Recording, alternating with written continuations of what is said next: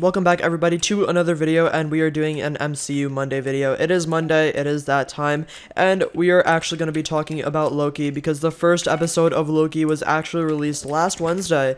And before I say anything else, I'm just warning everybody, this video will have some spoilers maybe. I'm not really sure what I'm going to talk about yet, but we'll just kind of go with the flow. But yeah, if you haven't seen the first episode of Loki, please click off unless you have already seen it or you just don't really care and you're watching for me and not the commentary. But anyways, the first episode of Loki was released on Wednesday, and it was absolutely insane. It was a complete roller coaster of emotions. It went from being very funny to very sad, and just overall, it was just such a good episode. And I'm not gonna lie, I really liked WandaVision. I also really liked Falcon and the Winter Soldier, but this is already my favorite episode, or first episode, because oh my god, this episode was truly beautiful. Okay, it was such a good episode.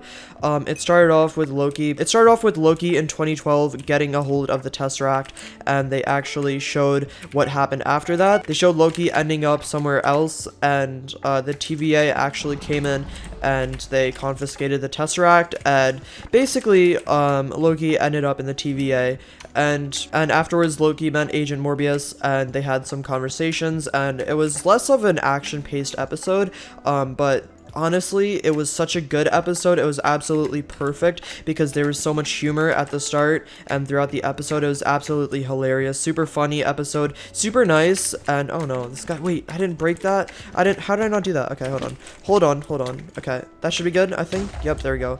Come on, let me break the bed, please. There we go, we got the bed. Oh my god, we got the extension as well. What the heck?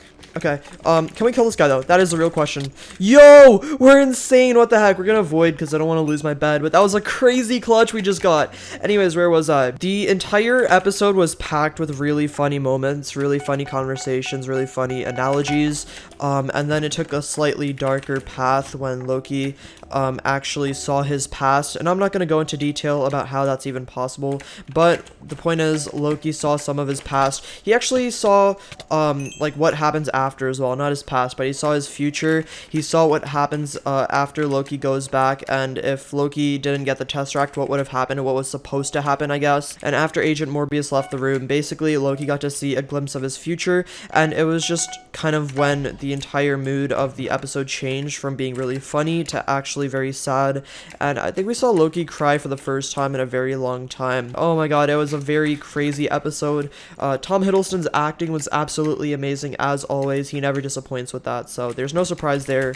But it was absolutely crazy, and if you guys haven't seen it yet, I highly recommend it. You guys can watch it only on Disney Plus. I feel like I'm doing an advert, but this is not an ad. Honestly, it was a really good show and I do recommend it. Also, this guy's going straight for me. No. You can't do that. You cannot do that. That is not allowed. No.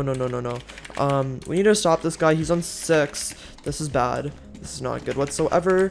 Oh, we got that hit on him. Nice. GG, we got him. Honestly, I'm forgetting all the names of the characters since I've only watched it once so far and I haven't watched it again yet, but I'm going to. But the craziest scene was when Loki saw all of the Infinity Stones and they were basically useless.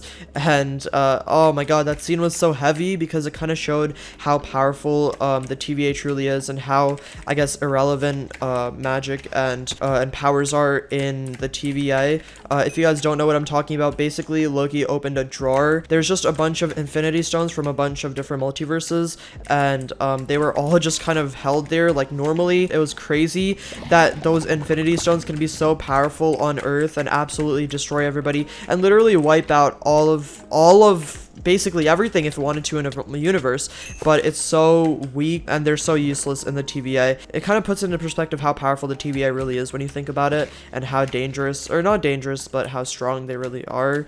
And that's kind of why Loki's powers weren't working in the TVA as well, because once again, no powers in the TVA, everything was turned off. It's kind of like I guess a separation from normal timelines, if that makes any sense. It's very interesting. Anyways, this guy's got diamond armor. He's gonna avoid. I should have gone straight for his bed. I didn't expect that. Hopefully we can get him here. Hopefully he doesn't have a trap. He doesn't. Okay, let's just do a very bad block in. I'm not warmed up whatsoever. I'm sorry, I'm not good right now. Let's try to kill this guy here. He's gonna tank a lot of health because he's got diamond armor, but I think we can kill him with some PvP. Let's go. We got him just like that. And okay, let's just go ahead and get Prot 2 armor straight off the bat. Not even Prot 1 and then a break. We're just gonna get that. And we're just gonna go straight for this next guy. I'd say my favorite scene from the episode was the DB Cooper scene. And if you guys don't know what I'm talking about, I'm assuming a lot of you don't. Basically, DB Cooper is this unsolved mystery where this man actually basically took hostage of a plane. He took hostage of a plane and basically he got the pilots to fly up in the air again, and he disappeared with $200,000 by jumping out of a plane. And this is actually based on a true story. DB Cooper is one of America's unsolved crimes and mysteries. And yeah, DB Cooper took hostage of a plane, got away with $200,000, and no one ever saw him again, which is absolutely insane. And I thought it was absolutely hilarious how Loki, or Tom Hiddleston, was DB Cooper in that multiverse, I guess. And I just think that is so funny. I think that's great. I love the reference Morbius made to calling him DB Cooper. I just think it was a very funny scene. Overall, I don't know, this episode was so good. It was so, like, actionless, yet action-packed. I was always on edge just waiting for something else to happen, and it was just so good. I don't know, I was just so excited throughout the entire episode. It didn't disappoint me whatsoever.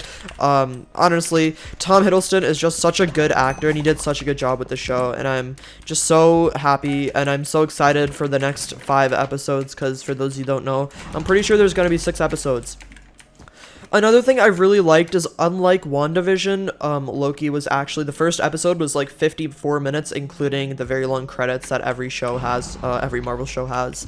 But the first episode of Loki was actually around 50 minutes, and that's really good, because the first episode of WandaVision was only like 20-something minutes, which is way too short, honestly. But to be fair, WandaVision did have 9 episodes instead of the normal 6, so I guess it does make up for it. But, you know, that they did make us wait a little bit longer, and I just fell off, unfortunately. But yeah, Loki will have 6 episodes, and unlike the other ones, it'll actually be on Wednesdays instead of Fridays. I'm not too sure what happened with that. I'm pretty sure the reason they changed the date from Fridays to Wednesdays, because the Bad Batch was on Fridays. I'm not too sure. It was a Star Wars TV show that was on Fridays, so they didn't want there to be any issues with that, so I'm pretty sure they changed it to Wednesdays, which, you know, does make sense. I would assume Disney wants as many people to watch it as possible. For those of you that don't know, since technically this is the first time I'm going to be talking about every episode separately, I actually watched the episodes with my parents, because my parents are also huge Marvel fans. I got them big into Marvel a little bit ago. I watched every MCU movie in order with my mom, besides Hulk, and I have seen all the MCU movies with my dad a long time ago. So that is why all 3 of us are huge Marvel fans, and it's really exciting because we're excited for the next Loki episode, so it's gonna be awesome. As well as that, I'm actually in the process of watching all of the MCU movies with my SO.